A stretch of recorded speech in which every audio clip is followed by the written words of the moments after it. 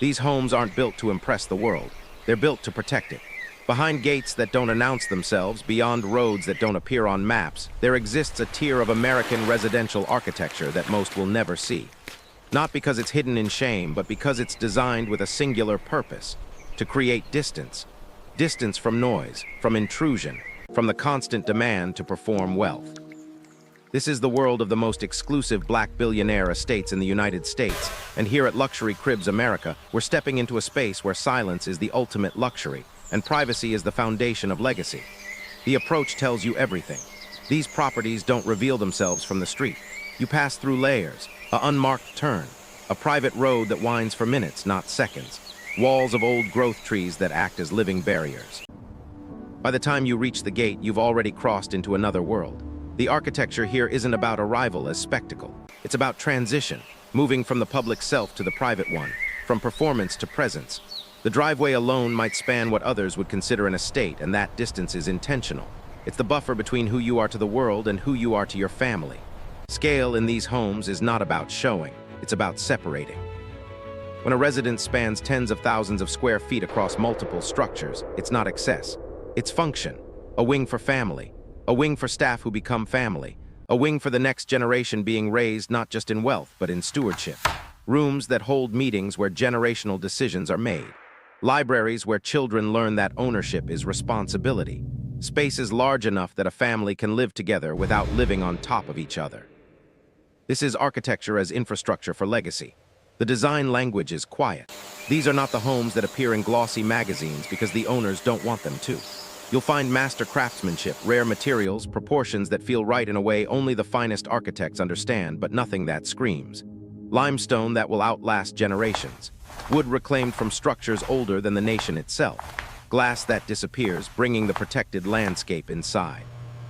The aesthetic is timeless because trends are temporary, and these homes are built for permanence. They're designed to be inherited, not resold. To age with grace, not novelty. Security here is invisible but absolute. It doesn't announce itself with intimidation. There are no visible cameras disrupting sightlines, no guards stationed at every corner. Instead, technology is woven into the bones of the property. Perimeter systems that know the difference between a deer and a person.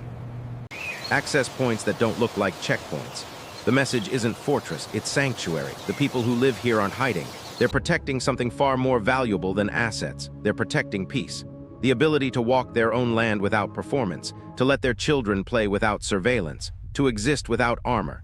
Inside, the spaces breathe. Ceilings rise not to impress guests, but to allow thought. Natural light is choreographed across the day, shifting the mood of rooms built for focus, for conversation, for rest. Kitchens are built for family meals that matter, not catering. Living areas are arranged not for parties, but for the quiet nights when 3 generations sit together and talk about what comes next. Art on these walls is an investment, it's identity. Pieces that reflect heritage, struggle, achievement, and vision. Rooms are filled not with trends, but with things that hold meaning. The difference is palpable. The outdoor space is a world unto itself. These aren't yards, they're private landscapes. Acres of grounds that include everything needed to never leave.